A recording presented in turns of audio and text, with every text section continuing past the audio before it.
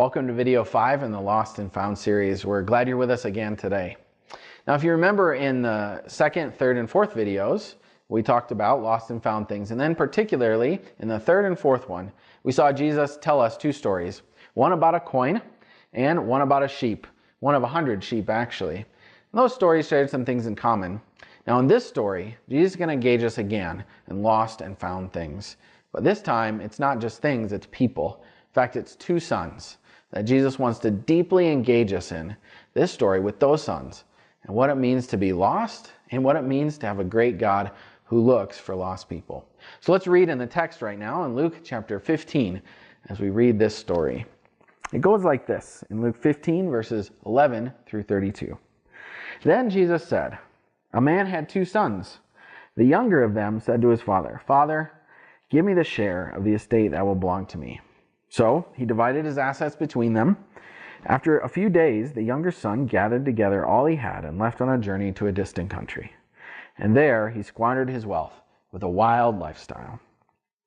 Then, after he had spent everything, a severe famine took place in that country, and he began to be in need. So he went and worked for one of the citizens of that country, who sent him to his fields to feed pigs.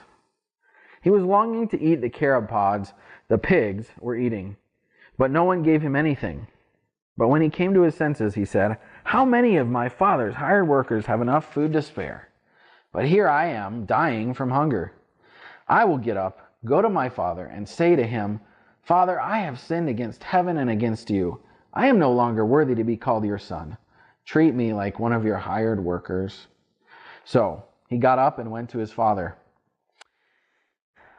But while he was still a long way from home, his father saw him, and his heart went out to him.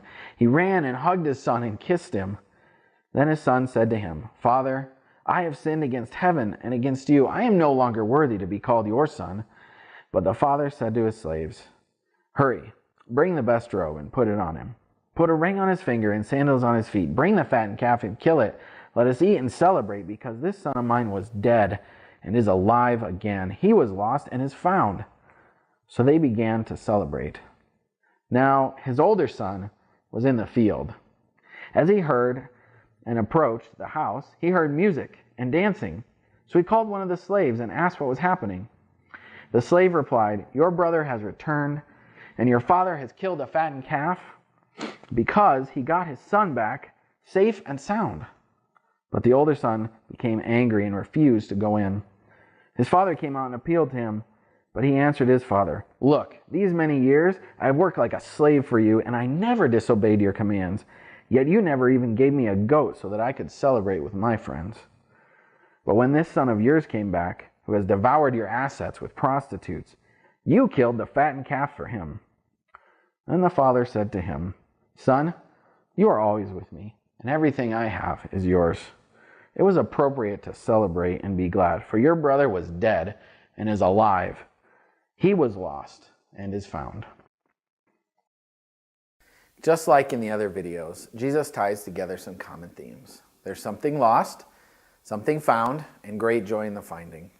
In this video, the things that are lost include both the sons. Instead of things, it's people this time. It also includes something found. Unfortunately, it's only one of the sons, the younger one. Now, there's a twist at the end. Not only is the younger son found and the older one left outside and lost, really, he's bitter. So there's not that wholeness of joy. The younger son is happy and joyful. The older is outside and bitter.